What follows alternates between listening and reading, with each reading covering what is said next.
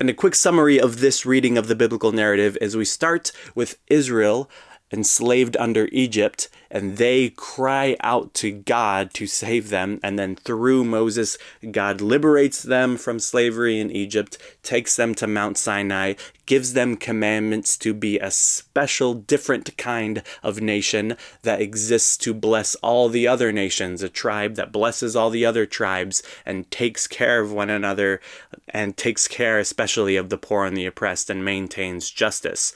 That is what the commandments were meant for, not to police all their behaviors. He was giving them an instruction for a way of life to live justly and to avoid becoming exploitative like Egypt had done to them. Then hundreds of years later, they kind of forget and they look around at all the neighboring nations and say, we want to be like these other nations, mainly because of how rich they are, not fully understanding the only reason they were rich was because they were exploiting and oppressing so many people. And God was like, no, we're not like that. We don't do that here, basically. And they're like, no, please give us a king. And he's like, fine, but I told y'all.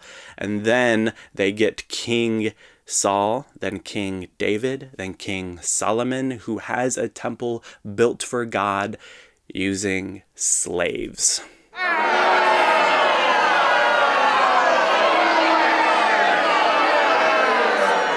And he ends up expanding the empire in a very imperialist manner and becomes just like Pharaoh that their people had just ran away from hundreds of years before. And then God was like, I told y'all, kicks them out of the land, allows Babylon to capture them, enslave them, and oppress them.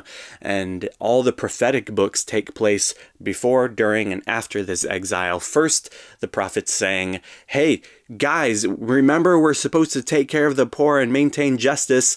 Something might happen to us if we don't. And then during saying, hey guys, all this chaos around us is happening because we didn't take care of the poor and maintain justice. And then after crying out to God to rescue them again, like he did when he sent Moses, which is the messianic prophecies. Then a couple empires later, Jesus shows up while they're under the oppression of the Roman Empire and reminds them of who they are, of their original calling to take care of the poor and maintain justice and to be a tribe that blesses the other tribes, and then gets killed and is basically like, get it, guys?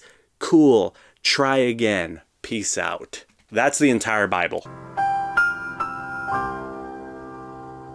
And it's not about taking any of that literally or historically, but about seeing it as a mythical pattern that we follow through on.